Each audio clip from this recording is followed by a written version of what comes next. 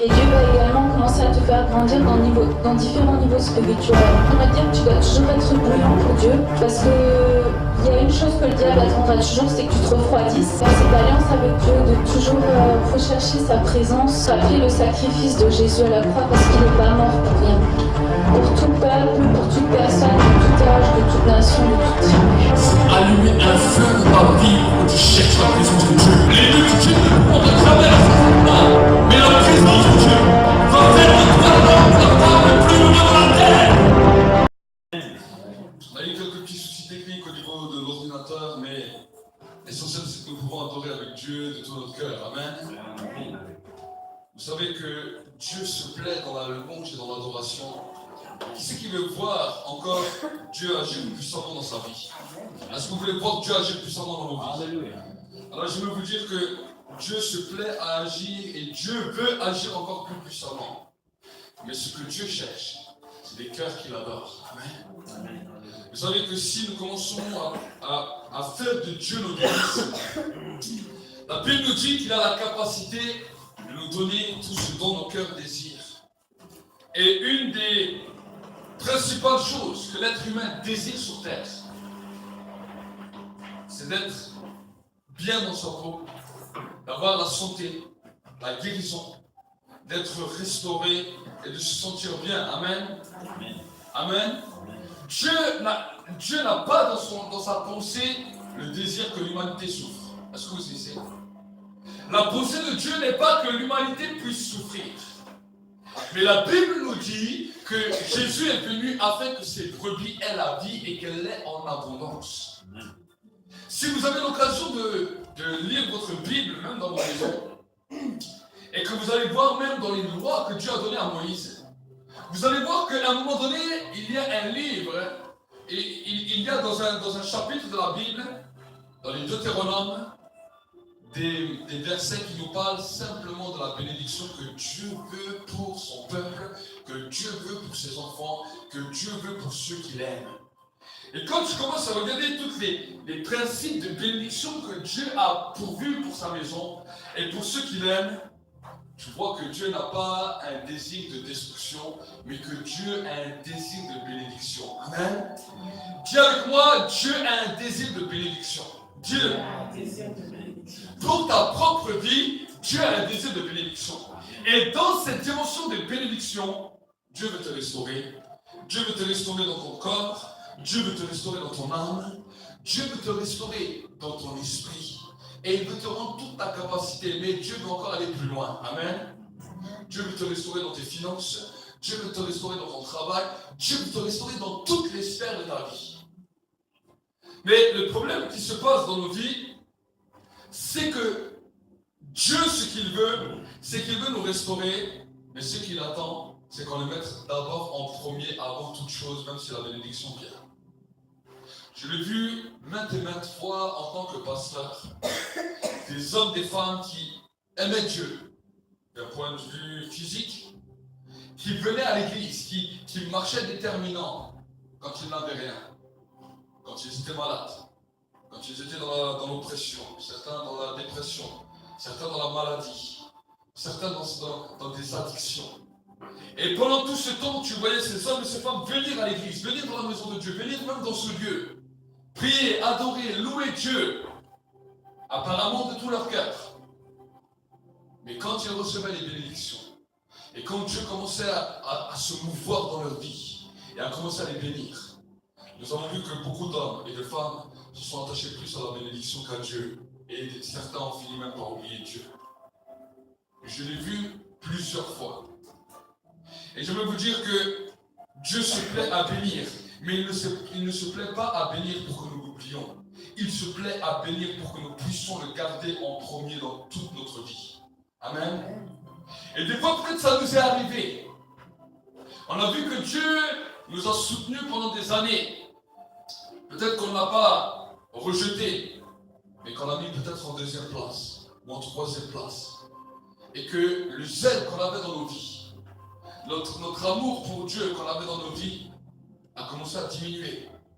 Peut-être qu'avant, dans ta recherche avec Dieu, tu passais peut-être plus de temps dans la prière. Peut-être qu'avant, tu prenais un temps un peu plus important pour lui et tu valorisais certaines choses dans ta vie pour Dieu, plutôt que même pour toi-même. Mais avec le temps, tu as commencé à voir que Dieu t'a béni, que Dieu t'a ouvert des portes, et que Dieu a fait ça peut-être dans ta vie, que Dieu t'a guéri. Et petit à petit, Dieu, tu l'aimes toujours, mais il n'a plus la première place.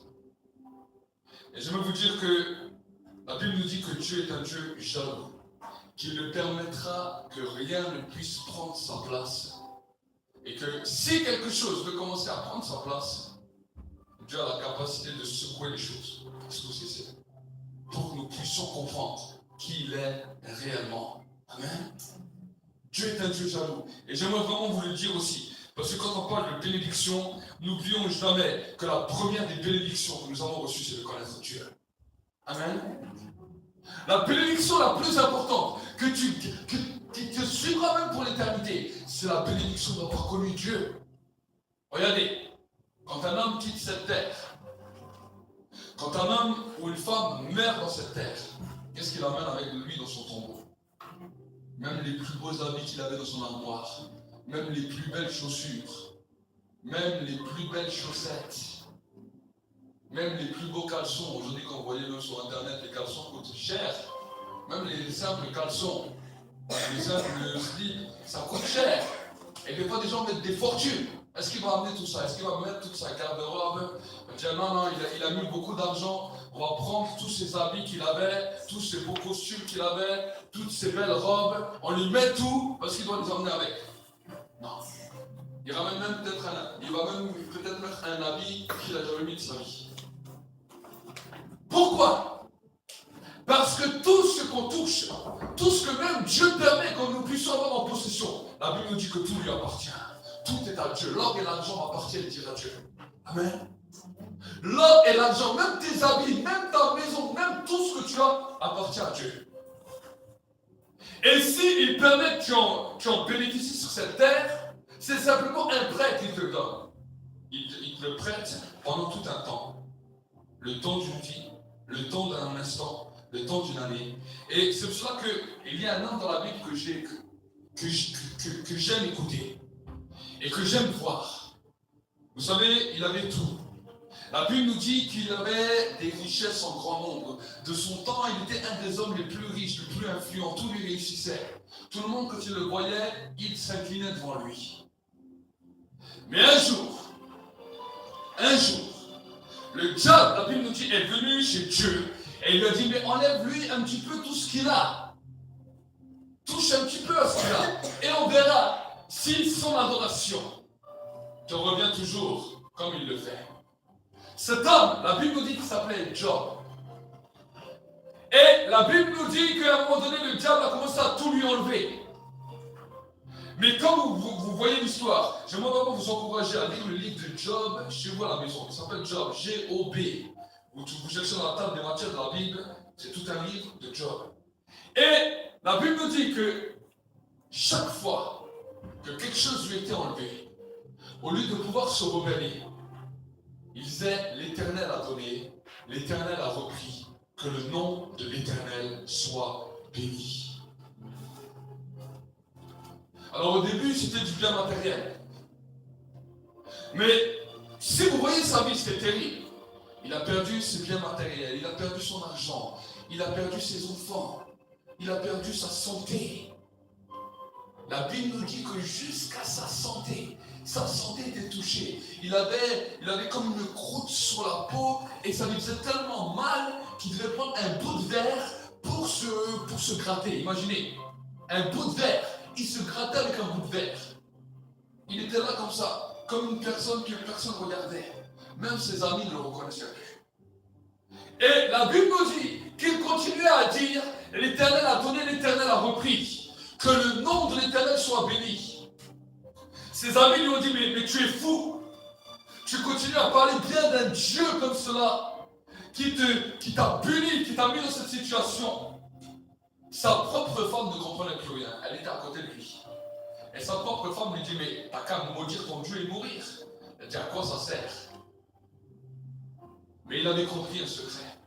Ça ne veut pas dire que tu dois passer comme Job est passé, mais il avait un état d'esprit dans lequel il avait compris que tout ce qui était sur cette terre ne lui appartenait pas, c'était un prêt que Dieu avait donné. Amen. Si tu comprends que tout ce que tu as sur la terre est un prêt que Dieu t'a donné, alors tu ne manqueras pas de mots pour l'adorer, parce que tu te souviendras que Dieu est ton patron, et la Bible nous dit qu'il est le rémunérateur de ceux qui le cherchent. Amen. Sans la foi, il est impossible de lui plaire. Celui qui s'approche de Dieu doit croire qu'il existe et qu'il est le rémunérateur de ceux qui le cherchent. Amen. Amen. Et quand tu demandes quelque chose à Dieu, j'aimerais vous parler un petit peu de la demande. Parce que la demande est quelque chose d'important. Est-ce que vous avez des demandes à Dieu? Est-ce que quelqu'un a des demandes aujourd'hui à Dieu? Amen. Amen. Levez la main ceux qui ont des demandes à Dieu. Ceux qui veulent que Dieu fasse quelque chose dans vos vies. Amen. Donc nous allons parler ensemble un petit peu de la demande. Parce que bien souvent nous voulons les choses. Et ce que j'ai pu voir à travers l'exercice du ministère, c'est que beaucoup de gens ne savent pas comment demander. Et beaucoup de gens, quand ils demandent, sont frustrés. Des fois ça marche. Et des fois ça ne marche pas. Des fois ils demandent, ils reçoivent. Et des fois, on va dire la grande majorité des cas, ils demandent sans recevoir. C'est une réalité. Dans le monde chrétien, c'est une réalité. Beaucoup de gens, tous les chrétiens demandent. Tous les chrétiens prient. On ne dit pas qu'ils ne prient pas. Ils prient. Ils demandent. Mais comparé à toutes les demandes qu'ils font, combien sont exaucés? Ça, c'est différent. Si on vous demande quels sont vos témoignages, qu'est-ce que vous avez expérimenté déjà avec Dieu, tout le monde a un témoignage. Tout le monde a expérimenté un jour quelque chose avec Dieu. Tout le monde a reçu un jour une réponse de la part de Dieu. Ça, c'est merveilleux. Ça, c'est ce qui se passe des fois dans les réunions où on fait venir les gens et voilà, qu'est-ce que Dieu a fait dans ta vie. Tout le monde a un témoignage.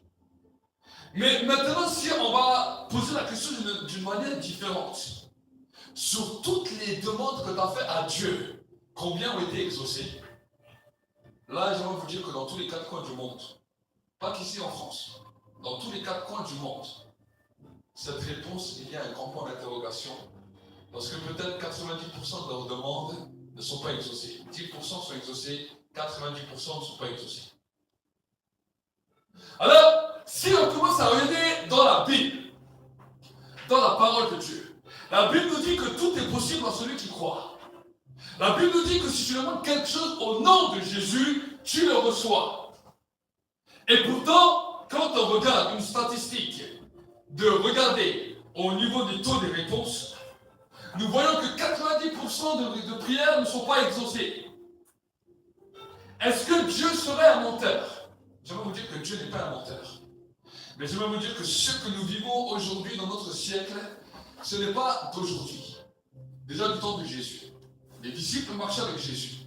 Imaginez, ils marchaient avec le Maître, ils marchaient avec Dieu sur terre.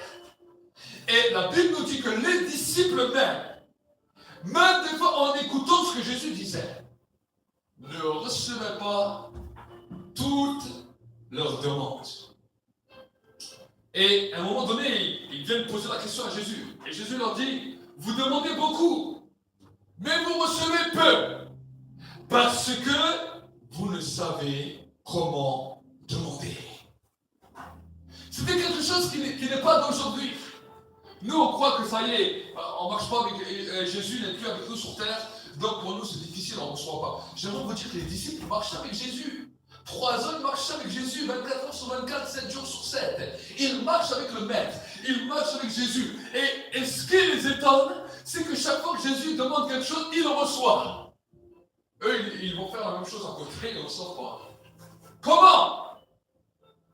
Alors, il y a des choses que j'aimerais voir aujourd'hui avec vous.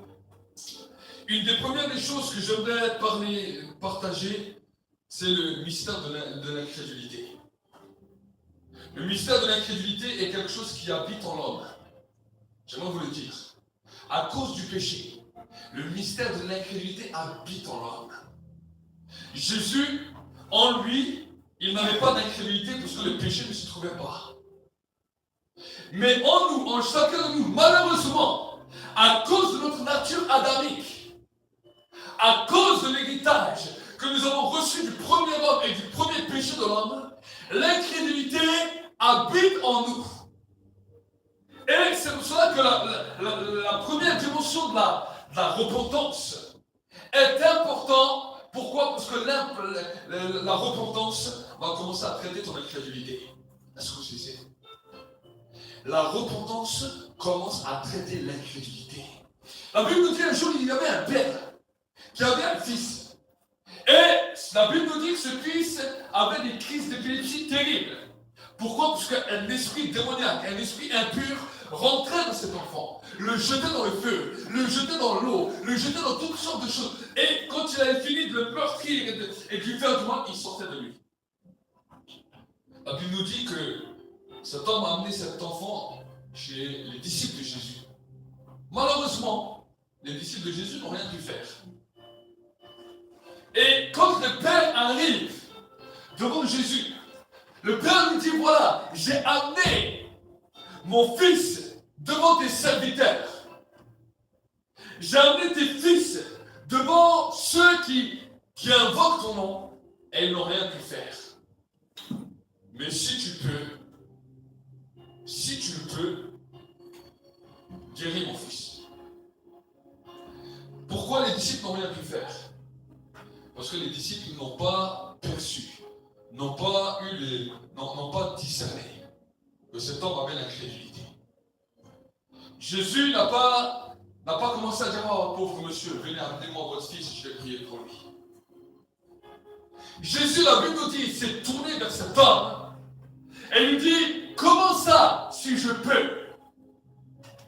Tout est possible à celui qui croit. Et la Bible nous dit que cet homme s'est jeté à genoux. Cet homme a compris que ce qui le bloquait, c'était l'incrédulité. Et Jésus n'a pas eu besoin de lui faire une prédication.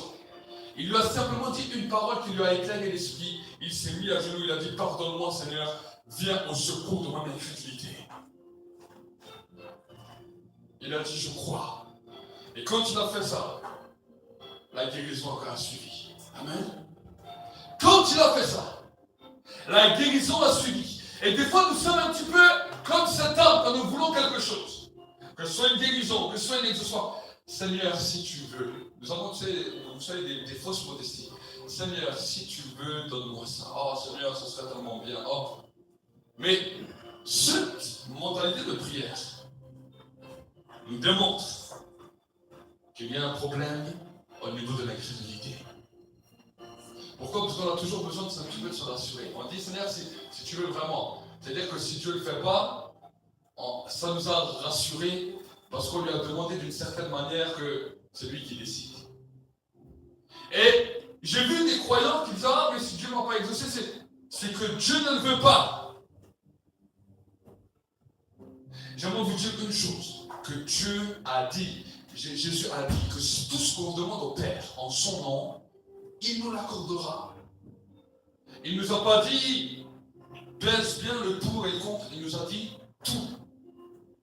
Même les rêves les plus fous, même les pensées les plus folles, même les choses les plus imaginables et vraies. Dieu a la capacité de tout donner. Juste pour te montrer qu'il est Dieu. Amen. Juste pour te montrer qu'il est Dieu.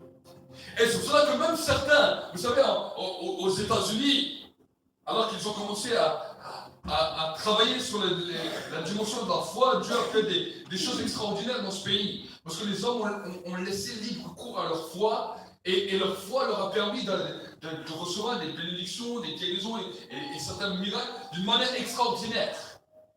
Et ici, des fois, on regarde en Europe, on dit, mais comment ça se fait? L'autre, il a prié, certains, il est devenu millionnaire, l'autre, il a eu ça. On se pose des questions. Mais qu'est-ce qui a fait que sur un certain continent, ils arrivent à expérimenter ça, et que dans un autre, même les choses simples, ils n'y arrivent pas? Tout se joue au niveau de la foi. Est-ce que vous savez? Tout se joue au niveau de la foi. Si nous commençons à nous mettre des limites dans notre foi, oh non, peut-être Dieu, il va peut-être pas me donner ça, il va peut-être me donner ça. Si nous commençons à calculer, même les choses les plus simples, je n'arriverai pas. Est-ce que vous savez? Avoir une ouverture d'esprit dans la foi va permettre que tu vas penser et saisir à l'intérieur de toi que tout est possible. Même les choses les plus folles peuvent être possibles. Même les positions les plus folles peuvent être possibles. Mais c'est à nous de commencer à reconnaître. Quand nous avons posé des limites, sache que toute limite que tu poses va un jour te poser des problèmes demain. Parce que quand tu te poses une limite dans le spirituel, dans la dimension de l'esprit, demain cette limite t'arrêtera. Amen. Et malheureusement ici dans notre société occidentale, nous avons poussé l'âme à la réflexion.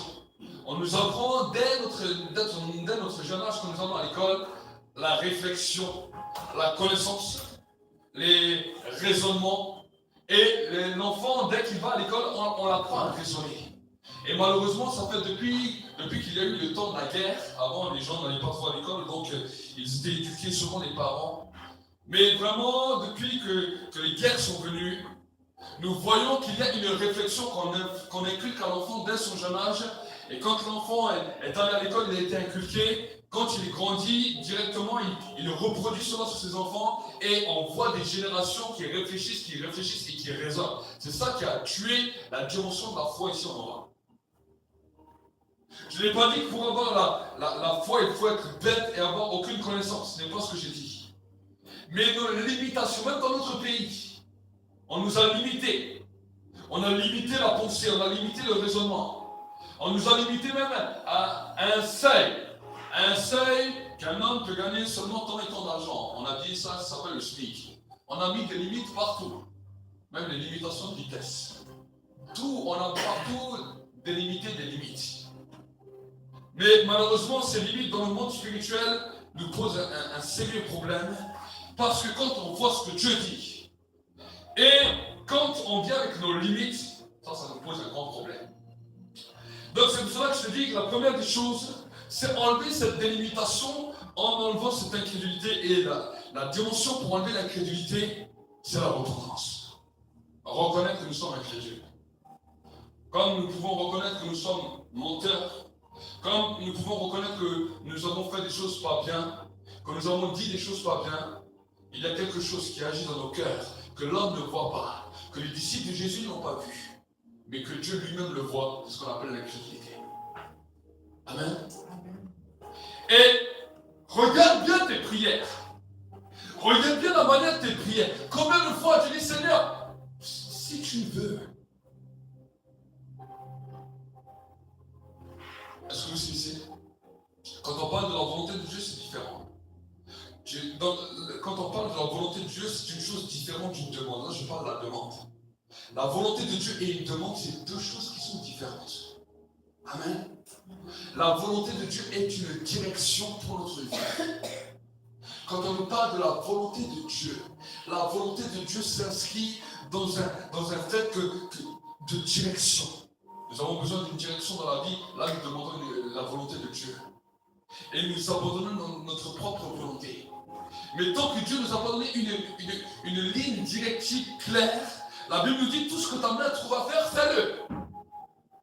Quand nous venons dans l'église, quand nous venons dans la maison de Dieu, tant que Dieu t'a pas donné une directive claire par rapport, je ne sais pas, à un appel ou à un service particulier, fais tout ce que ta main trouve à faire pour le service de Dieu, et Dieu, à un moment donné, va donner une direction. Ça, c'est ce qu'on appelle la volonté de Dieu.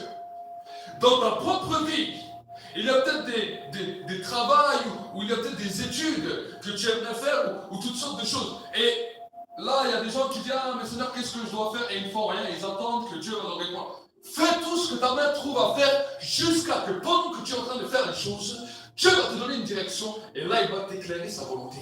Amen. Moi, je sais qu'il y a des moments où je me suis lancé dans le travail et j'ai fait les choses, et à un moment donné, on me proposait d'autres choses et je voulais me lancer, des fois même très bien énuméré. Et là, Dieu m'arrête et il me dit non, on va te proposer, mais tu refuses. Et d'autres choses que je ne voulais pas faire, que je continue à faire, et que des fois je voulais arrêter, Dieu m'a dit là, continue. C'est ce qu'on appelle la volonté de Dieu. Mais pour une demande, ce n'est pas une question de volonté, parce que Dieu, vous savez, j'aimerais vous expliquer quelque chose. Dieu a un grand respect pour toi. Dieu a un grand respect pour moi. De sorte que si tu lui demandes quelque chose, Il a la capacité de te le donner. Amen. Regardez, ceux qui ont été parents, et ceux qui sont encore parents aujourd'hui, quand vous allez au magasin avec votre enfant, et que votre enfant voit un jouet mais qui lui plaît,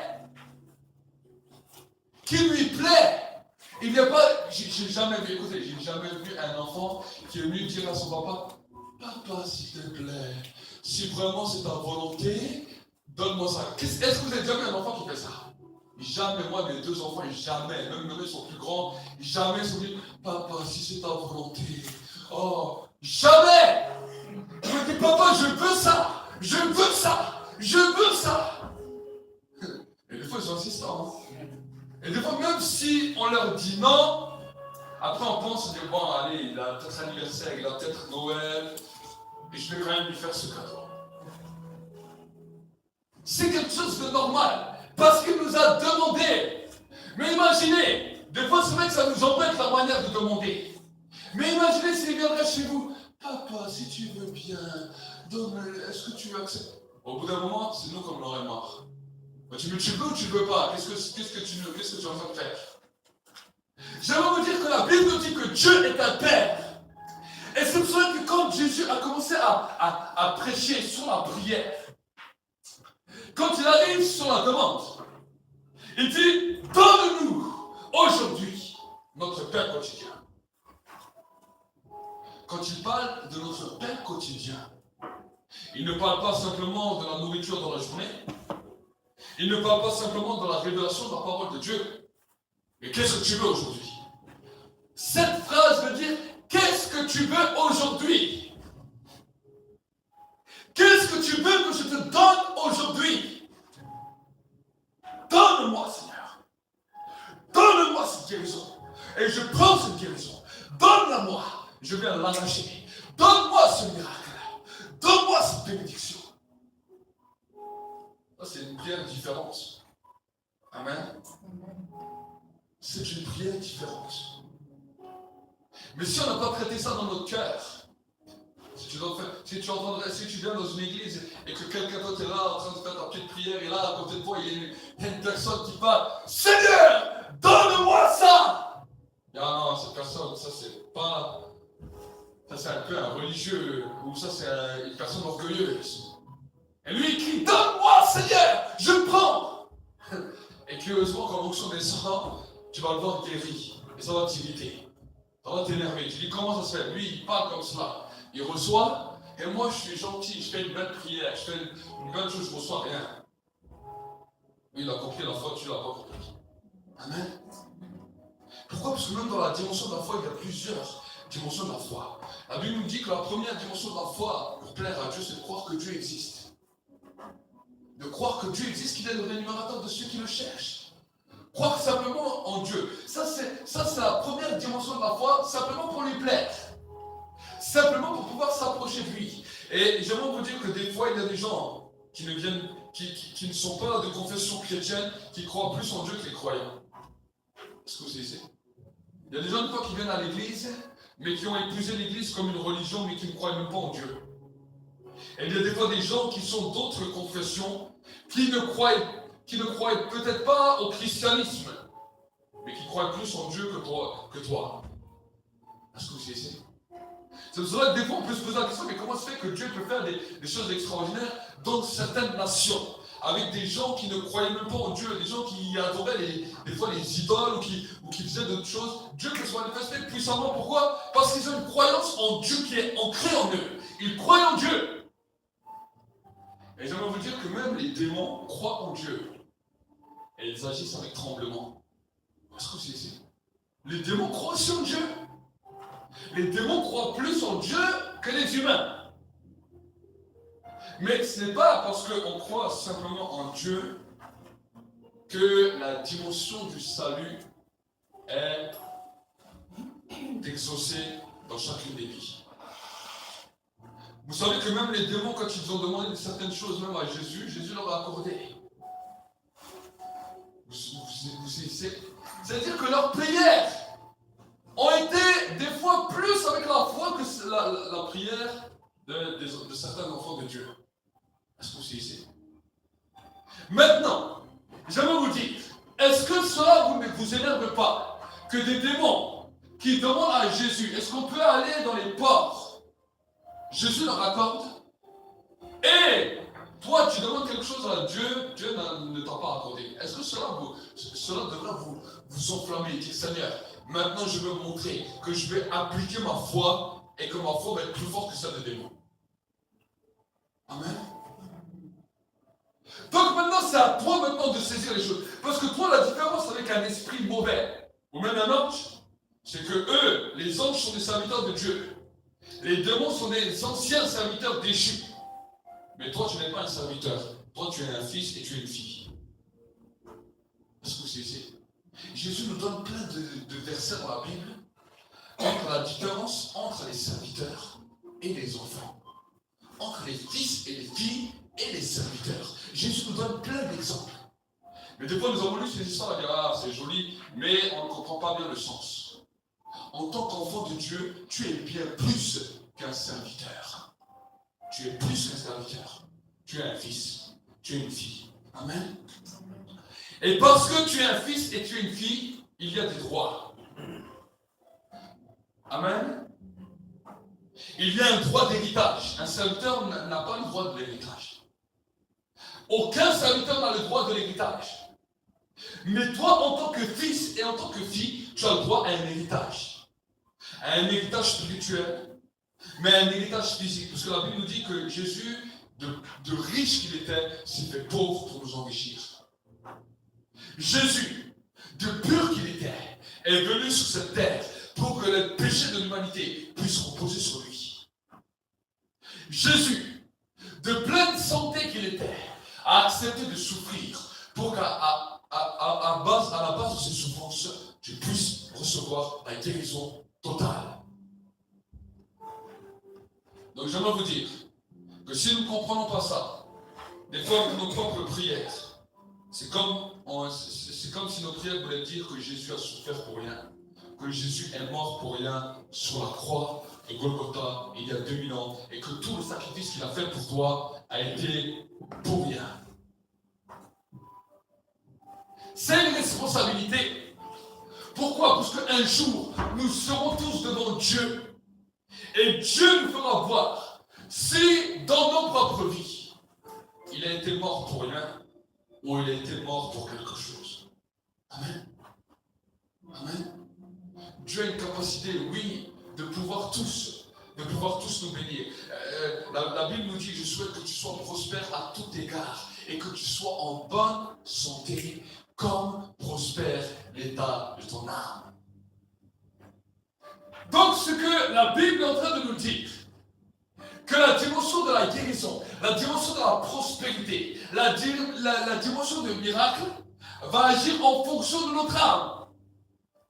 En fonction de notre âme. Qu'est-ce que c'est notre âme? Nous allons voir ensemble ce que c'est l'âme pour que tu puisses comprendre.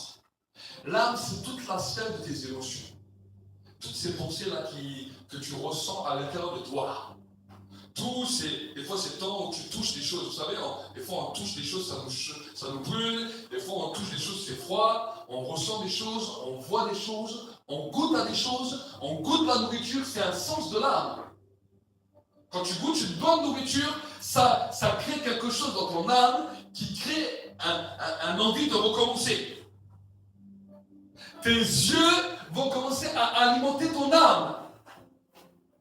Et c'est pour cela que la Bible nous dit que nous devons garder la parole de Dieu pas loin de nos yeux. Et si vous voyez même chez le peuple juif, ils mettent des fois des versets, même au niveau de leur front, au niveau de leur tête, ils les mettent même dans leur maison pour que dès qu'ils passent quelque part, cela les rappelle les choses de Dieu.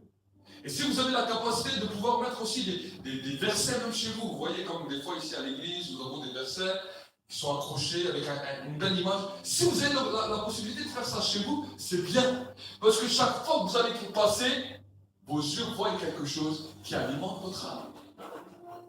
Et c'est pour cela que nous ne pouvons pas voir tout et n'importe quoi, même à la télévision, même sur Internet. Pourquoi? Parce que sinon cela va pervertir notre âme et détruire notre âme.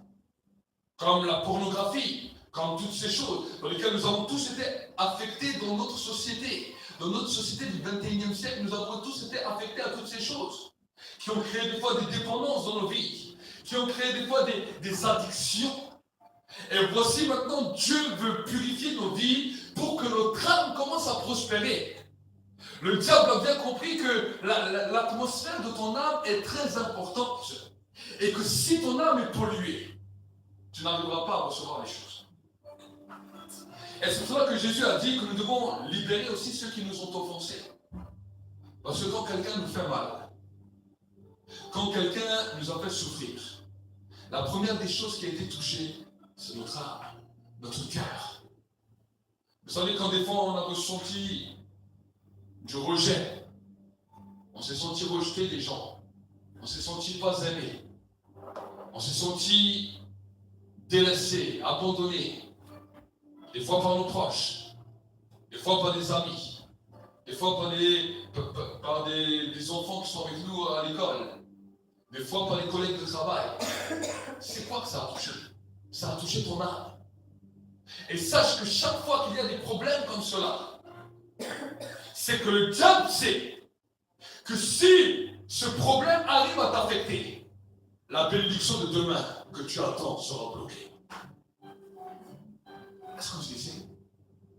Chaque problème qui t'arrive, le diable crée ce problème parce qu'il voit une bénédiction descendre du ciel.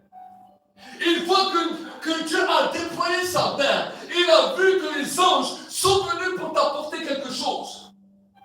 Alors il est énervé quand il voit ça. Et il dit, je ne peux pas lui laisser cette bénédiction. Il fait quoi? Il te crée un problème. Et parce que le peuple est dans l'ignorance, ce problème fait que tu te laisses infecter par ce problème. Et quand demain tu vas prier, alors ta bénédiction est là, tu ne pourras pas l'avoir à cause de ton âme. Est-ce que c'est ici? C'est pour cela que quand tu vois un problème, ne laisse pas ton âme s'abattre. Ne laisse pas ton cœur être abattu. Mais dis, Satan, tu as vu qu'une bénédiction vient. Alors peu importe ce problème, je ne me laisserai pas avoir par ce problème. Mais je peux me débarrasser de ce problème. Et maintenant, je viens prendre ma bénédiction. Je viens saisir ma bénédiction. Amen. Commencez à penser différent. Commencez à agir différent. Satan a regardé l'homme depuis la création. Il a regardé Jésus. Vous savez que quand Jésus donnait l'enseignement, même sur la prière, Satan était là. Il a écouté. Il a écouté Jésus donner l'enseignement sur la prière. Il a regardé, il a écouté. Et il s'est mis avec ses démons. Il a dit, maintenant, voici ce que Jésus a donné. Jusqu'à là, il fallait beaucoup de sacrifices. Jusqu'à là, il fallait qu'un homme soit riche pour pouvoir obtenir des choses de Dieu. Parce que s'il n'avait pas beaucoup d'argent, il ne pouvait pas faire beaucoup de sacrifices. Donc, il était limité. Est-ce que vous savez? C'est pour cela que Dieu s'est plu à bénir au début le peuple juif. Parce qu'il savait que pour les exaucements, ils avaient besoin. Ils avaient besoin de beaucoup d'argent pour acheter des sacrifices. Donc, Dieu se plaisait à les bénir d'une manière aussi financière. Pour que maintenant, ils puissent venir apporter des sacrifices et des demandes à Dieu. C'est pour cela que quand ils sont sortis de l'Égypte, tous les Égyptiens ont dû leur donner de l'or. Tous les Égyptiens ont dû leur donner beaucoup de choses. Mais quand Satan a entendu Jésus, il a dit, maintenant j'ai un problème. Ce n'est plus simplement une question de richesse. Mais chaque personne a un accès devant Dieu pour pouvoir recevoir tout ce qu'il a besoin. Ça lui a posé un cas. Alors, il a regardé Jésus exercer son ministère. Il a vu. Et il en a tiré une leçon. Quand il a vu cet homme qui est venu avec son fils épileptique, il a dit, l'incrédulité bloque les guérisons. L'incrédulité bloque les miracles. L'incrédulité bloque les bénédictions financières. J'ai trouvé mon plan comment détruire l'église. Et c'est ce qu'il a commencé à faire. Et aujourd'hui, au XXIe siècle, c'est ce qu'il continue. Et il essaye de pervertir l'âme. Il a compris que si l'âme d'un homme est touchée, le reste est bloqué. David l'avait compris. C'est pour cela que David ordonnait à son âme de bénir l'Éternel. Les psaumes sont énormes. Parce qu'il disait, mon âme bénit l'Éternel et n'oublie aucun de ses bienfaits. Voici ce que je vais redire à mon âme. Voici ce que je vais redire. Le prophète Jérémie a dit, regarde ce que je déclarerai chaque matin à mon âme. Les bontés de l'Éternel ne sont pas épuisées. Elles ne sont pas arrivées à leur terme, mais elles se renouvellent chaque matin. Parle à ton âme. Chaque être humain parle à son âme. Même toi. Même toutes les personnes, même qui disent qu'ils ne croient pas en Dieu, chaque être humain parle à son âme. Combien de fois vous êtes retrouvés à parler seul à l'intérieur de vous-même, à vous poser des questions sur vous-même, comment les gens vous aiment, sur vos situations. Regarde-moi encore, maintenant, qu'est-ce qui m'arrive? Combien de fois vous êtes pensé vous n'avez jamais eu des pensées comme ça dans vos vies? Jamais vous avez eu des pensées comme ça? Regarde ce qui m'arrive, regarde pourquoi les gens ne m'aiment pas. Voilà maintenant qu'est-ce que j'ai encore fait pour arriver à ça. Est-ce que vous n'avez jamais parlé comme ça? Là, vous êtes en train de parler à votre âme. Chaque fois que vous faites cela, vous parlez à votre âme. Et votre âme, des fois c'est conscient, des fois c'est inconscient. Des fois c'est dans les pensées, tu ne parles même pas que ton âme a déjà parlé. Des fois tu ne dis rien. Tu as un beau sourire devant les gens. Mais ton âme est en train de pleurer. Ton âme est découragée. Ton âme est désespérée. Et tu as l'impression des fois que tu as envie de dire, ah, si je pourrais partir et me cacher. C'est dans ton âme. Mais on ne le voit pas. On ne le voit pas. Et si vous êtes vrai avec vous-même et que vous prenez un temps assis, réfléchissez un peu combien de fois votre âme a été réellement joyeuse. Réfléchissez combien de fois votre âme a été heureuse. Et en analysant cela, vous allez voir que le diable a beaucoup œuvré dans vos vies et qu'il a bien bloqué vos âmes pour vous empêcher d'avoir les bénédictions de Dieu. Amen. C'est les premières fois que j'ai commencé à jeûner 3 jours, sans manger, sans boire. Et que que tout d'un coup, mon âme a commencé à être touchée à une joie, à comme une explosion qui venait dans mon âme. Et je ne connaissais pas ça au début. Et c'est pour ça qu'après je me plaisais à jeûner. Parce que quand je sais que quand j'arrive à prendre le 3e jour, au 4e jour, mon âme est dans une paix, dans une joie. C'est à cause de cela que j'ai commencé au début à m'exercer à ça. Ce n'était même pas pour une demande. Mais ce que j'ai réalisé, c'est que quand mon âme était dans cette position, ce que je demandais, je recevais. Ce que je demandais, je recevais. Au début, je n'arrivais pas à l'expliquer. Il y avait une explosion qui était là en moi. Quelque chose qui jubilait à l'intérieur. Et curieusement, des fois, je m'arrêtais de jeûner. Et ça y est, une situation, bam! Mon âme était dans le mode découragé, désespéré. Ah. Et après, je commençais à avoir une communion avec le Saint-Esprit. Et j'ai réalisé qu'avec un certain temps, avec la communion avec le Saint-Esprit, je commençais à retrouver cela. Est-ce que vous comprenez? Le parler en langue édifie notre esprit. Mais quand nous sommes dans cette réalité de notre âme, et que nous laissons la louange commencer à remplir notre âme, que tu commences à accepter de vouloir changer de pensée. Quand ton âme te dit, je suis dans la détresse, je suis dans le désespoir, tu dis, non mon âme, tu mens. Tu es dans la joie parce que le Saint-Esprit est là. Alors tu dois peut-être te le dire 10 000 fois. Ou tu dois peut-être te forcer même à dire, mon âme, je bénirai l'Éternel. Mais fais-le jusqu'à ce que ton âme est vraiment dans la joie. Et quand ton âme est dans la joie, quand tu sens la joie remplir ton âme, quand tu sens la joie inonder ton âme, et quand tu sens qu'il n'y a plus de frustration, les frustrations sont terribles dans l'âme. Les frustrations sont terribles. Chaque fois que tu dois faire quelque chose, chaque fois que tu dois te présenter, même tu l'as fait 50 000 fois. Que ce soit une thèse à l'école, que ce soit un travail, que ce soit même, des fois même, dans l'intimité d'un couple. Il y a des frustrations, des choses qui sont là. Mes amis, même des fois dans la présence de Dieu, l'onction peut des fois descendre manifestement, puissamment. La présence de Dieu peut toucher les gens. Il peut y avoir des miracles. Et pourtant, dans les cœurs, il y a des fois des frustrations. Il y a des fois des renfermements. Des choses qui sont là. Des énervements. Des choses qui nous touchent. Et des fois, une parole. Des fois, tu commences simplement à être un peu joyeux. Une parole vient te détruire. Des fois, les gens ne font pas exprès. C'est comme si le diable prend leur parole pour essayer de faire quelque chose en toi. Des fois, les gens ne le font pas exprès. Eux-mêmes, ils sont comme ça, mais le diable saisit cette occasion pour toucher ton âme.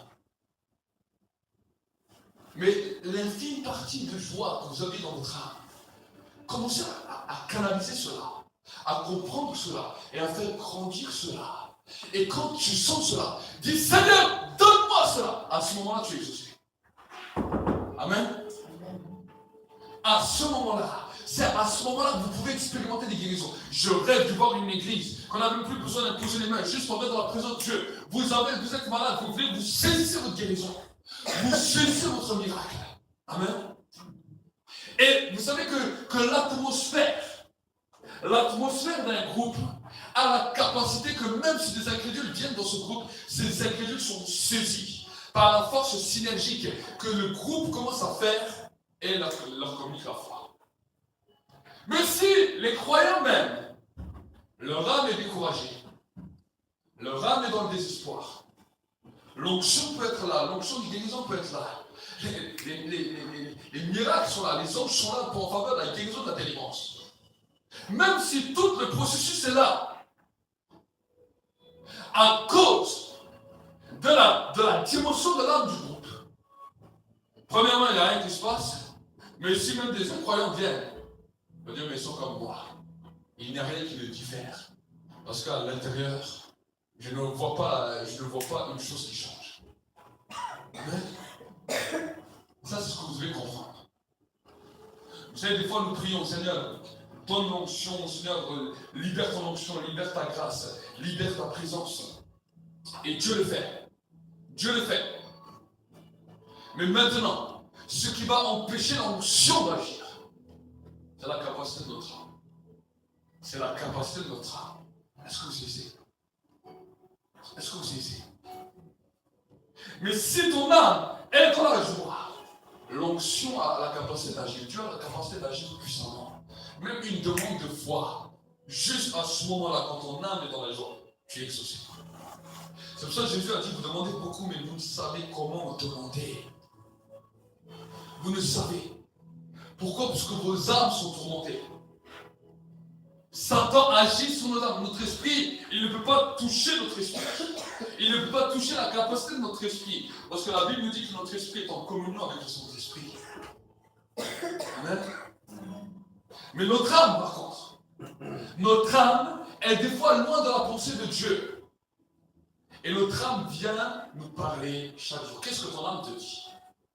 Chaque jour, essaie de voir un petit peu ce que ton âme te dit. Des fois, on prie. Ah, les religieux prient aussi. Mais qu'est-ce que ton âme te dit pendant que tu pries? Qu'est-ce que ton âme te dit? Et si peut-être tu veux faire une fois un essai cette semaine, prends un jour une feuille et écris juste ce que ton âme dit. N'essaye pas de dire, ah, je vais essayer de voir. Non, ce que ton âme dit tel quel.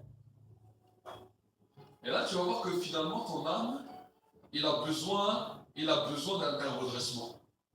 Est-ce que vous savez? Moi, je sais que la première fois que j'ai commencé à faire ça, je me suis assis dans ma chambre. Je dis, bon, maintenant, on va faire un moment de vérité. Je vais commencer à dire tout ce que mon âme dit. Alors, au début, c'était simple. Mais curieusement, quand j'ai vu que mon âme continuait à parler, et quand je commençais à voir ce que mon âme commençait à dire, ce que mon âme commençait à penser, ce que mon âme commençait à raisonner, j'étais plus si fier que ça. Parce que c'est dans la rue, tu marches, dans la rue, tu vois des gens, ton âme parle. Ton âme parle. Il parle sur telle personne, il parle sur telle personne. Regarde celui-là, je ne m'entendrai jamais avec lui. Celui-là, c'est un hautain. Celui-là, c'est un orgueilleux. Ça, c'est une jolie fille. Ça, c'est un joli homme. Voilà. Soyez sérieux, soyez sérieux. Ça ne vous arrive jamais, ça. Si vous me dites ça ne vous arrive jamais, alors je dis, je vous laisse le micro, vous êtes meilleur prédicateur que moi. Vous êtes au travail. La personne est peut-être à 500 mètres de vous. Déjà votre âme vous parle d'elle. À l'église, dans les rues, dans vos maisons. Hein, votre épouse va vous dire quelque chose, qu'est-ce qu'il va encore me dire celui-là? Tu n'as rien dit. Mais ton visage a déjà dit tout ce que tu voulais penser. Qu'est-ce qu'il me veut encore? Pourquoi il me dit ça maintenant? Alors on a appris avec les années à avoir un beau sourire. Oui. Mais si des fois un peu ça déborde, il y a une explosion. Ça c'est votre âme. Vous voulez construire des relations. Vous voulez construire des choses dans vos vies en ne traitant jamais votre âme. Votre mauvais caractère va ressurgir. Votre mauvais caractère va ressurgir. Amen. Je ne peux jamais jeûner. Je ne peux jamais manger. Ça, c'est votre âme qui parle. Amen. Ça, c'est votre âme. Votre âme vous a déjà conditionné. Qui c'est qui vous a dit ça? C'est ton âme. Ton âme t'a conditionné. Il t'a conditionné. Moi, ça, je ne pourrais jamais faire. Ton âme t'a mis une limite. Moi, je ne pourrais jamais faire ça. Pourquoi? Et notre société a bien contribué à ça. Aux États-Unis, ils essayent de casser ces mentalités et de pousser. C'est ça qu'on appelle le rêve américain. Que n'importe quelle personne puisse arriver au sommet. Ils ont eu un rêve américain. C'est pour ça qu'à l'époque, tout le monde allait aux États-Unis. Parce qu'ils se disaient, si je suis dans ce pays, juste la mentalité pourra me délimiter et aller plus loin. Mais l'Europe a bien compris que si les gens vont trop loin, les gens peuvent non seulement s'enrichir, les gens peuvent avoir un pouvoir, les gens peuvent avoir une influence. Donc, on a vu qu'on a fait ça. On va aller voir les limites. Qu'est-ce qu'ils vous apprennent de plus aux études des hauts niveaux? Ils vous formatent. Ils ne vous apprennent pas à créer, ils ne vous apprennent pas à inventer. Ils vous apprennent les choses qui ont déjà été créées, les choses qui ont été inventées. Ils vous expliquent comment ça marche, mais ils ne créent pas les gens, ils ne formatent pas les gens à pouvoir créer quelque chose. Comment des grands ingénieurs, des grandes têtes qui ont étudié des années et des années se retrouvent au chômage, se retrouvent en dépression, se retrouvent assis sur un canapé en disant je ne peux rien faire. Pourquoi? Est-ce que son étude a fait de lui un génie? Son étude lui a donné un savoir. Ne différencie pas les choses. Quand tu viens avec Dieu, Dieu ne te donne pas un savoir pour être un des meilleurs ingénieurs. Dieu te donne la puissance de la création pour pouvoir créer ce qui n'a jamais existé, pour pouvoir faire ce qui n'a jamais été fait. C'est pour cela qu'il y a des fois certaines personnes qui n'ont aucune étude. Les grands qui ont créé, soit Google, Facebook, des fois ils n'avaient rien. Ils sont allés dedans, ils avaient une idée. Ils ont mis ça en place, tac, et tout d'un coup ça fait un buzz. Alors que des grands ingénieurs qui ont étudié des années sont assis sur leur canapé dans la dépression. Parce que leur savoir n'a pas permis qu'ils puissent évoluer. Amen. Ils ont délimité, ils ont mis une limite à leur âme. Et nous, en tant qu'enfants de Dieu, écoutez, vous avez reçu le Saint-Esprit. Vous avez reçu le Saint-Esprit. L'Église a reçu le Saint-Esprit. Et pourtant, nous marchons comme avec des esclaves. Alors que nous devrions être des princes, des rois, pour régner et pour pouvoir manifester la gloire de Dieu. Mais notre foi a été bloquée. Notre âme a été bloquée. Notre âme a été bridée. Vous savez, les belles voitures, même les nouvelles voitures, ils ont beaucoup de chevaux. Certaines voitures, ils ont 300, 400 chevaux. Ils ont des voitures puissantes. Mais on leur met on va avec l'ordinateur dans le calculateur de la voiture. Et pour que ces voitures n'arrivent pas à aller à 300 km/h à des vitesses de fou, on va les brider. On les arrête, on les bloque à un certain niveau. Voilà ce que le diable a voulu faire à votre foi. Il vous a bloqué. Comment? En bloquant votre âme. Et chaque fois que tu sens ces choses, chaque fois qu'il y a des choses, et je veux vous dire que ça va être un combat tous les jours. Le combat, c'est pas simplement de libérer ceux qui t'ont offensé, de marcher dans la culpabilité. Ça, c'est pas un combat. Le combat, c'est de pouvoir vivre sans que les choses touchent ton âme. Alors c'est bien de libérer ceux qui t'ont offensé. Mais quand tu libères un peu trop ceux qui t'ont offensé, c'est que ton âme en vrai n'a pas compris, parce que chaque fois tu te ramasses les coups. C'est chaud. Amen. C'est-à-dire que chaque fois ton âme reprend. Alors c'est bien de libérer, c'est bien de guérir. Mais quand on parle de libérer, on parle de ça aux enfants. Libérer ceux qui t'ont offensé, c'est pour les enfants. Quand tu es grand, quand tu es un adulte spirituel, tu n'as même pas vu qu'on t'a offensé. Qu'est-ce que c'est? Tu n'as pas vu qu'on t'a offensé. Parce que ton âme a un autre regard. Est-ce que vous comprenez? Jésus, tout le long de sa vie, n'a jamais dit Père, pardonne-leur car ils ne savent ce qu'ils font. La seule fois qu'il l'a dit, c'était à la croix. Parce que l'agonie était tellement forte. L'agonie, la souffrance était tellement forte qu'à ce moment-là, ça a touché son âme. Est-ce que vous saisissez? À la croix, au milieu des insultes, au milieu des tracas, à ce moment-là seulement, ça a touché son âme. Tout le reste, ça ne lui a pas touché son âme. Est-ce que vous comprenez? Là, il a libéré l'offense. Parce qu'il a dit, à l'intérieur de lui, son âme est en train de dire, mais crie vengeance! Et quand il a entendu ça dans son âme, il a dit, non, je ne peux pas laisser ça. Pardonne-leur, car ils ne savent ce qu'ils font. Amen. Et au bout d'un moment, il savait que maintenant, non seulement il avait tout accompli, mais que si son âme continue à parler, ça va être difficile. Alors il a dit, Père, je remets mon esprit entre tes mains. Tout est accompli. Et il expira. Amen. Mais nous, sur la terre, tu es souvent offensé. Mais même des fois, tu n'as rien fait, même des fois, tu n'as vu personne, juste déjà, tu te lèves, ton âme, il commence à parler. Ton âme, il parle. Alors, regarde-moi cette journée-là, regarde encore comment tu es, regarde comment tu t'es levé ce matin, regarde ce qui t'arrive encore. Ton âme te parle. Il a appris à être ton guide. Il a appris à être ta pensée consciente. Pourquoi? Parce que des fois, tu t'es bien réjoui, regarde, c'est vrai, personne ne m'aime, personne ne regarde sur moi. Il t'a un petit peu réconforté. C'est pas lui ton réconfort, c'est le Saint-Esprit. La Bible nous dit que c'est le Saint-Esprit qui va vous consoler. Pas ton âme. J'ordonne à mon âme de me la fermer. Mais oui. J'ordonne à mon âme de me taire. Ta âme, tais-toi. Écoute ce que je te dis. Et pour cela, c'est important des fois de lire la Bible à haute voix. Pour que ton âme, il entende une autre parole. Amen. Amen. Commencez des fois à lire votre Bible à haute voix. Et quand tu sens que ton âme est personnelle, tu parles un peu plus fort. Tu dis, toi, je vais t'ordonner de te taire. Je vais te dire de te taire. Je vais parler un peu plus fort. Amen. Amen. Et ensuite, tu vas prendre ton âme par les morts. Et tu vas essayer de repousser les choses sur toi. Amen. Tu dis, je suis une créature merveilleuse. Tu le dis avec la bouche, c'est bien. Mais dis-le dans ton cœur. Commence à dire, je suis une créature merveilleuse. Tu vas pas le combattre, tu as juste à dire ça. Juste à essayer de penser cela.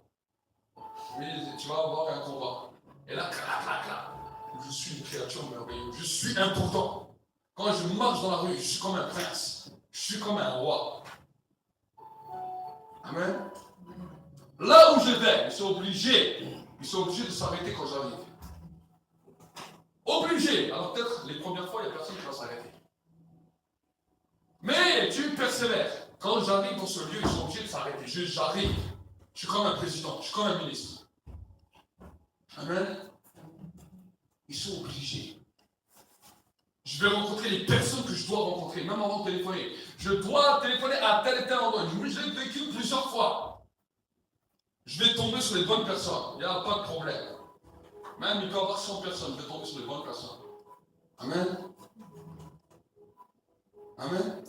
Tu vas demander à Dieu de te localiser. Dis, Seigneur, toi, tu me localises. Tu localises mon âme. Tu localises mon âme. Quand Dieu t'a commencé à te localiser, c'est bon. Amen. La Bible nous dit, si la grâce et la faveur de Dieu sont sur la vie d'un homme, il disposera même le cœur de ses ennemis en sa faveur. Amen. même le cœur de ses ennemis. Tous ses ennemis. Ça veut dire quoi? Ça veut dire que tout ce que je vais faire, ou je vais devoir faire, mes ennemis vont m'aider. Amen. Amen. C'est une réalité. Même ceux qui ne t'aiment pas seront obligés de t'aimer. Amen. Pourquoi? Parce que toi-même tu t'aimes. Amen. Mon âme me dira que quand j'arrive à un endroit, ils sont obligés de m'aimer. Même s'ils ne m'aiment pas. Et souvent, écoutez, souvent, même dans ma propre vie, même dans le ministère, j'ai pu vivre ça. Vous pouvez demander à mon épouse. Souvent, j'ai été avec des gens qui maintenant, aujourd'hui, sont des gens qu'on téléphone, qu'on prie souvent pour eux, qui nous appellent, des fois même des amis. Et ce qui m'étonne souvent, et au début ça m'a étonné, maintenant ça ne m'étonne plus. Mais souvent, après quelques temps, que ces gens ont été touchés par la gloire de Dieu, touchés par la présence de Dieu, ils me disent tous les mêmes choses. Et vous pouvez demander à mon épouse. Ils m'ont dit, franchement, je suis trop content de te connaître. Mais le premier jour où je t'ai vu, dans mon cœur, dans mon âme, je ne voulais rien savoir de toi. Je dis, qui c'est cette personne? Qu'est-ce qu'elle vient encore faire cette personne? Qui c'est celui-là? Tous beaucoup, les trois quarts de mon temps, ils m'ont dit ça. Alors, vous savez, le premier d'abord qui m'ont dit ça, c'est quand même dégoûtant, hein, ils parlent comme ça et tout. Hein. Mon âme a commencé à d'abord ruminer. Mais après, j'ai commencé à comprendre, non! La pensée de mon âme a changé. Moi, je parlais avec eux, je ne voyais même pas qu'ils pensaient comme ça sur moi. Des fois, ma femme me disait, mais toi, t'es aveugle, pourquoi? Tu ne vois pas comme ils pensent sur toi? Mais la pensée de mon âme a changé. Et à cause du changement de la pensée de mon âme, au bout d'un moment, ils sont obligés de penser comme moi. Amen. Le positif l'emporte toujours sur le négatif. Amen. Regardez, quand vous êtes dans des endroits où il y a des gens qui pleurent, suffit qu'il y en a un qui vient, qui claque de rire, tout le monde claque de rire. Vous amenez Eric avec vous, vous allez être sûr que vous allez rigoler. Amen. Mais oui, vous amenez un homme joyeux dans un endroit où c'est triste, même s'il y en a qui sont énervés, même en colère, au bout d'un moment, ils sont obligés de rire. Le positif l'emportera toujours. Amen. Amen. Et tout ça, des fois, si vous êtes un peu découragé, regardez un petit peu un film comique qui va vous faire un peu rire. Amen. Mais oui, vous êtes chrétien, vous dites, ah mais le pasteur, qu'est-ce qu'il nous dit? Mais oui, si tu es trop découragé en ton âme, rigole un coup, et ensuite viens. Amen. Si tu vas prier comme ça dans ta pensée, ne regarde pas un film triste. Vous savez, des fois on regarde des films tristes, on est découragé, on regarde des films tristes. Surtout les femmes. Oh, ils aiment bien les films romantiques, il y a des choses bizarres qui se passent. Et ils pleurent, et ils pleurent. Mais vous allez prier après cette pensée, vous allez encore être encore plus triste, encore plus découragé, encore plus désespéré. Amen. Si tu sens l'énervement, la colère, ne va pas te calmer avec quelque chose qui te montre encore la colère, encore l'énervement. Mais un truc qui va te faire rire. Amen. Amen. Pour changer l'atmosphère. Ton âme soit peut être triste, soit peut être en colère, soit peut être découragée, soit peut être dans le rejet. Le rejet, c'est terrible. Croire que personne t'aime, que tu ne réussiras jamais, que tu ne feras. Ça, c'est terrible. La colère, c'est terrible. Moi, j'étais quelqu'un de très colérique avant. J'étais quelqu'un d'énervé. Dès que je sortais dehors, j'étais sur les nerfs. Si quelqu'un parlait avec moi, j'avais les nerfs sur les yeux. Je pétais un plomb pour tout et n'importe quoi. Mais quand je me suis converti, j'ai appris à changer de mentalité. Amen. J'ai appris que c'était mon âme qui était comme ça, elle était énervée, elle était en colère. La Bible me dit qu'en tant qu'enfant de Dieu, nous devons avoir la douceur de l'esprit, la douceur dans notre esprit, la douceur dans notre âme. Amen.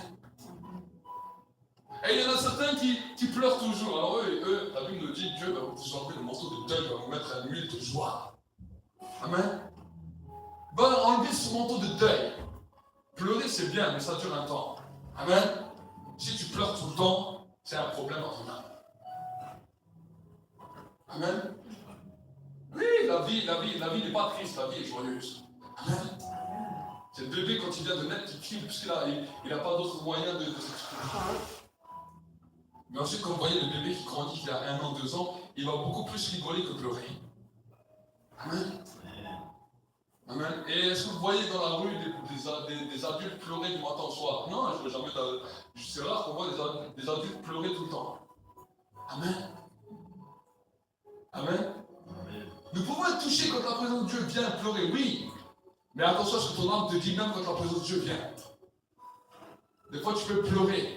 Écoutez, je parle en connaissance de cause. Au début ça m'est aussi arrivé. Je pleurais, la présence de Dieu arrivait. Et tout d'un coup mon âme me parlait en même temps que la présence de Dieu elle est là.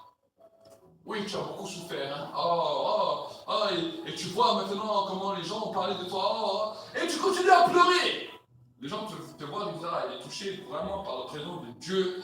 Mais en fait, c'est ton âme qui est en train de mélanger les choses de la présence de Dieu avec quelque chose qui n'a même plus rien à voir avec Dieu. Alors Dieu dit la prochaine fois, je ne vais pas pleurer. Je reviens la prochaine fois dans la présence de Dieu. Tu sens la présence de Dieu. Tu veux essayer de pleurer. Je n'arrive pas à pleurer. Il y a la présence de Dieu qui est là. Dieu dit, je vais arrêter juste cette sensibilité pour que maintenant ton âme puisse comprendre que ce n'est pas à elle de diriger, mais tu dois comprendre et saisir la dimension de la présence de Dieu. Et ensuite, quand la présence de Dieu commence à te visiter et que maintenant ton esprit est en paix, ton esprit est calme, il n'y a plus de pensées qui se bataillent les unes les autres à te dire je ne sais pas quoi. Tu sens seulement une paix, une douceur qui est là.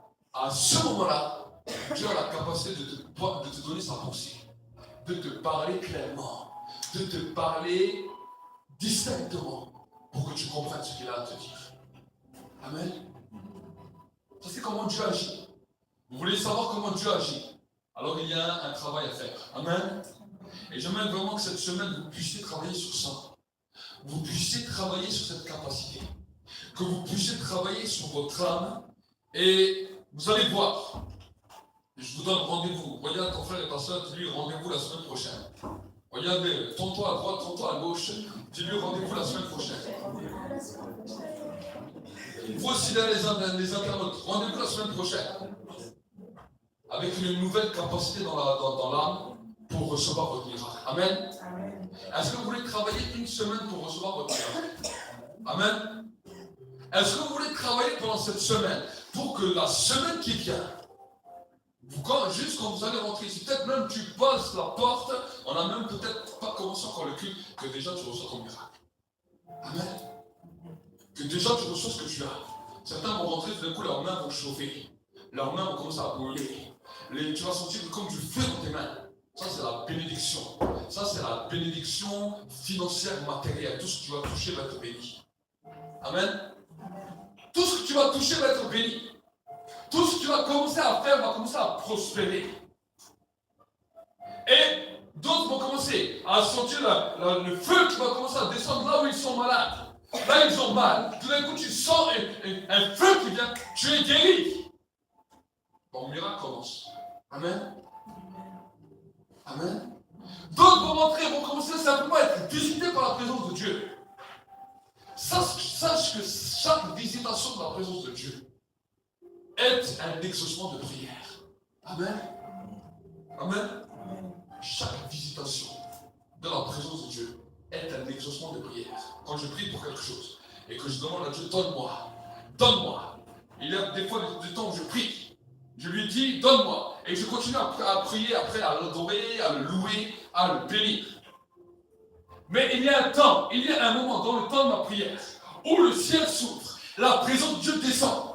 À ce moment-là, je ne dis plus donne, mais à ce moment-là, je dis merci. Parce que ta présence, ta visitation, mais est mon mandat, est mon cachet. Parce que je sais que maintenant tu m'as exaucé. Tout ce que je t'ai demandé dans cette prière, tu m'as exaucé parce que tu viens de me visiter maintenant. Amen. Ça, c'est comment on fonctionne avec Dieu. Pourquoi? Alors peut-être vous allez dire, oui, mais est-ce que tu es sûr que ce que tu as demandé vient de Dieu? Dieu ne met pas de conditions. Il a dit tout ce que tu demanderas avec foi, croyez que vous l'avez reçu, vous verrez s'accomplir. Amen.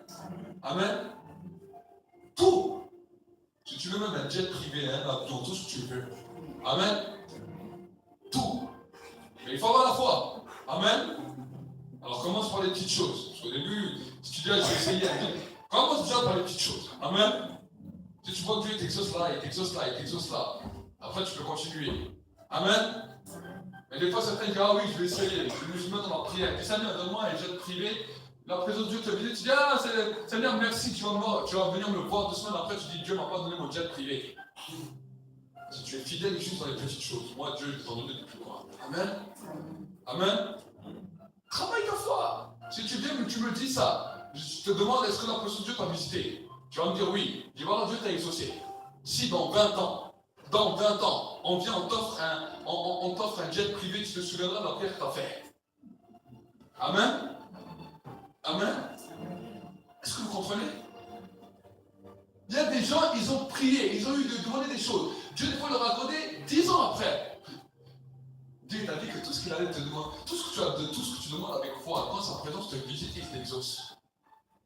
Donc ça veut dire quoi? C'est-à-dire que même si tu ne l'as pas eu aujourd'hui, tu l'auras. Amen. Amen. Tout. Par contre, si tu n'as pas persévéré dans la prière jusqu'à la visitation, ben tu n'as pas persévéré jusqu'à l'exaucement. Est-ce que vous comprenez? Maintenant, c'est ça qu'il faut se demander. Est-ce que toutes les fois que j'ai prié, quand j'ai demandé quelque chose, est-ce que je suis resté dans ce temps jusqu'à que sa présence m'a visité, ou est-ce que je suis sorti à la fin? Ça, c'est la question qu'il faut se poser. C'est la troisième dimension pour l'exaucement. Vous avez vu que le premier, c'est l'incrédulité, par le pardon. Le deuxième, c'est la demande, dans laquelle tu dis pas, si tu veux, tu dis Seigneur, donne-moi. Dis avec moi, donne-moi. Donne-moi. Donne-moi, voilà, amen, comme ça. Tu pries, tu dis Seigneur, donne-moi. Et si toi tu cries un peu plus fort, même dans l'église, pour secouer un peu ton frère à côté de toi, fais-le. Amen. Donne-moi. Je rêve que des gens viennent et ils sont choqués. Ils voient une église tout entière quand on commence à prier. Là, des fois, je vous fais répéter. Mais mon désir, c'est que des fois, je n'ai pas besoin de vous faire répéter. Je dis maintenant, on va prier, que chacun vous élevez vos voix fortement à Dieu. Et que vous commencez à prier, que vous commencez à réclamer, fortement, que vous priez. Seigneur, donne-moi ça. Tu pries. Ça, c'est la deuxième. Maintenant que tu l'as fait, on ne te demande pas de prier pendant 1 heure, Seigneur, donne-moi. Tu l'as fait avec foi. Tu l'as fait avec foi parce que tu as traité ton cœur. Tu sais que maintenant que tout ce que tu demandes va t'être exaucé. Tu dis, Seigneur, donne-moi. Je prends, je saisis. Maintenant, tu continues à l'adorer. Tu continues à prier avec lui. C'est ce qu'on appelle la troisième dimension. La dimension de la percée. La dimension de l'exaucement. La dimension dans laquelle Dieu ouvre le ciel. Et quand cela se produit, c'est le temps où tu l'adores, mais quand tu sens la présence de Dieu qui te visite. Là, quand cela se produit, ne laisse pas ton âme te détruire pendant que Dieu te visite. Si ton âme arrive à te détruire pendant que Dieu te visite, en te disant, mais personne ne m'aime, et tu vas seulement commencer à pleurer, tu vas commencer simplement à penser sur toi, l'exaucement passe. Est-ce que vous ici? Ça vous est déjà arrivé? Ça vous est déjà arrivé? Je le sais. L'exaucement passe. À ce moment-là, ne te laisse pas avoir par ton âme, parce que c'est là où le diable vient te tenter. C'est là où le diable vient te séduire. La Bible nous dit que Satan est venu séduire Jésus alors qu'il était en train de jeûner pendant 40 jours dans le désert. Il était dans la communion avec le Père. Il était dans la communion avec le Saint-Esprit. Il priait. Là maintenant, un temps de visitation de la part de Dieu, un temps de visitation de la part du Saint-Esprit sur sa vie commence à se manifester. Tout d'un coup, le diable vient le tenter. Jésus sent son ventre qui a faim. Son âme est en train de lui parler. Si tu es fils de Dieu, on regarde cette pierre se change en pain. L'âme est en train de lui parler.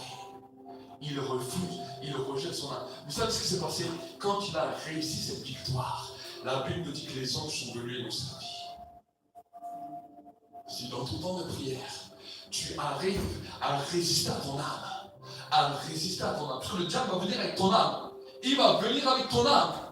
Ce n'est pas Dieu qui nous tente. La Bible nous dit que Dieu ne tente personne, mais nous sommes tentés par nos propres convoitises, par ce qui habite en nous. Donc la Bible nous dit, si le diable vient te tenter, il vient te tenter avec ce qui habite en toi. Et qu'est-ce qui habite en toi? Ton âme, toute la sphère de toucher, de goûter, de la vue, de l'ouïe, de la bouche, du goût.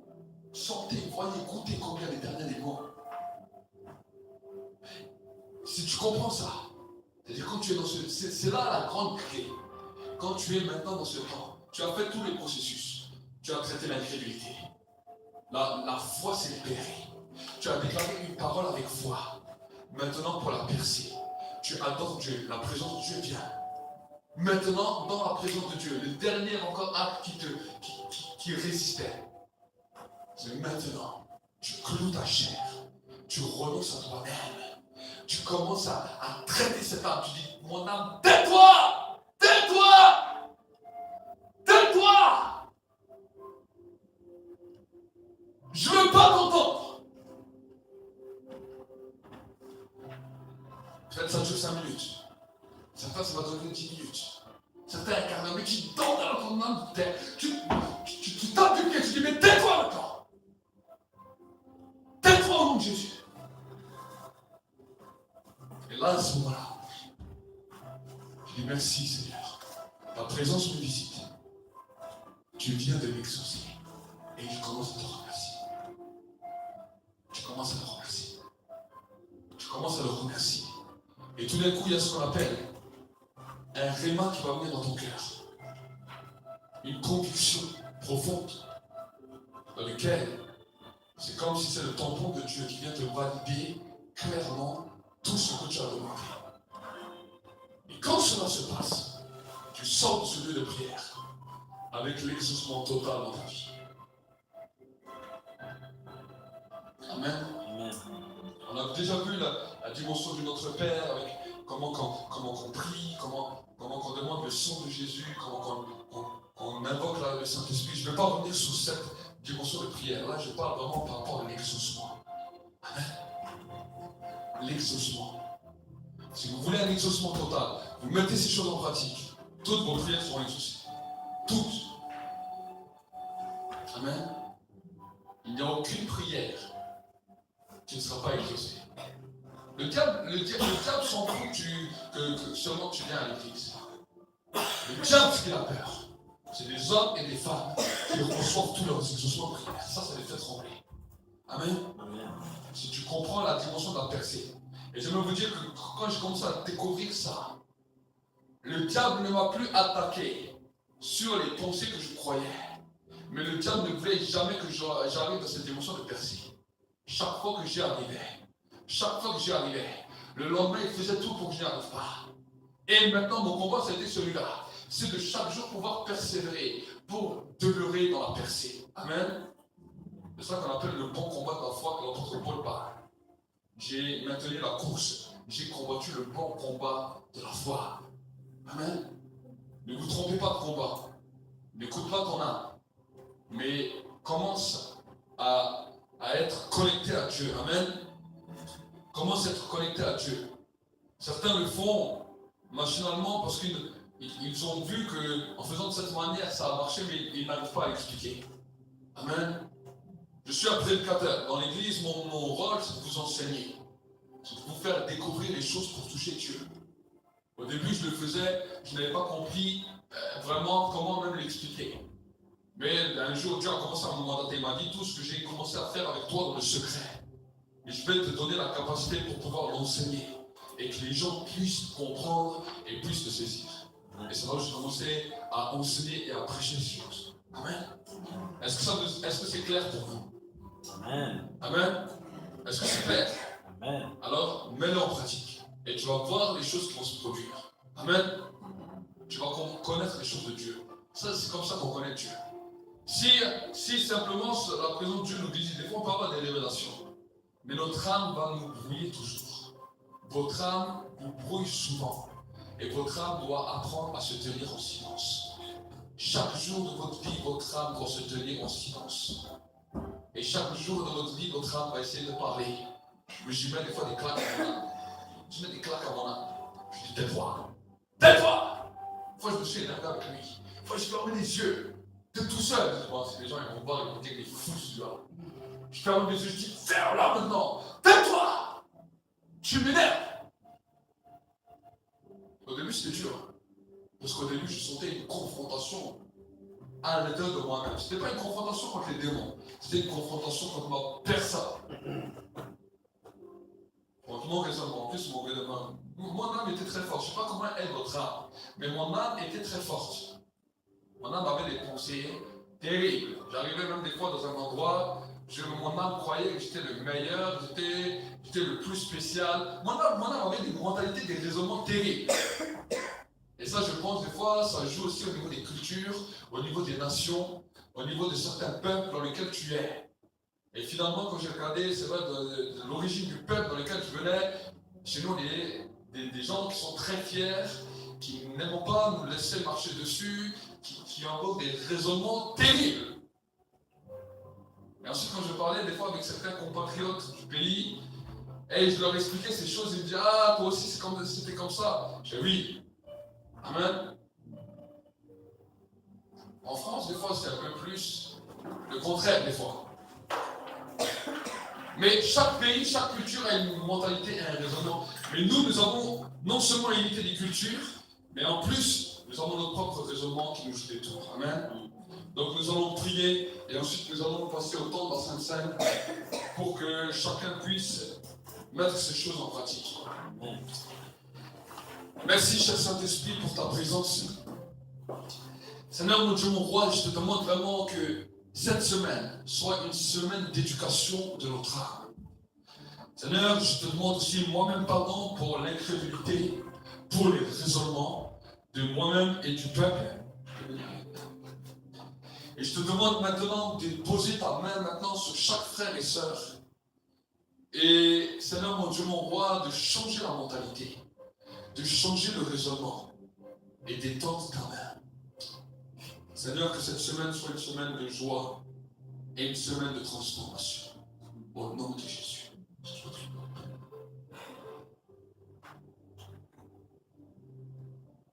Merci Seigneur qu'on va partager cette sainte scène avec tout le monde et que elle soit bien. Qu'elle aussi nous faire du bien. Au nom de Jésus.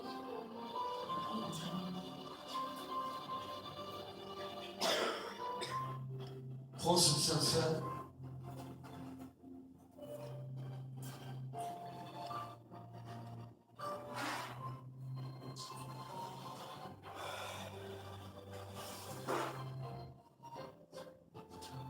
Merci, cher Saint-Esprit, pour ta présence. Seigneur, mon Dieu, mon roi, je te demande vraiment que toutes les limitations qui étaient dans les cœurs, toutes les limitations qui étaient dans les vies, soient ébranlées maintenant par la puissance de ta présence. Et que c'est toi qui prends ces quelques mots qui ont été dits par cette prédication. Pour Seigneur, insuffler la vie. Insuffler la vie. Seigneur, je veux te bénir et te rendre la gloire, puisque l'Église Centre Mondial de Réveil va connaître, Seigneur, un nouveau temps, une nouvelle saison, dans laquelle nous enlevons toutes les limites qui nous bloquaient de ta présence. Je veux voir, Seigneur, cette Église, Seigneur, mon Dieu, on va commencer à grandir dans la capacité de l'Esprit et dans la capacité de l'exaucement. Je te prie, je te bénis, je te rends grâce dans le nom de Jésus-Christ. Dans le nom de Jésus-Christ. Amen. Et Dieu va également commencer à te faire grandir dans différents niveaux spirituels.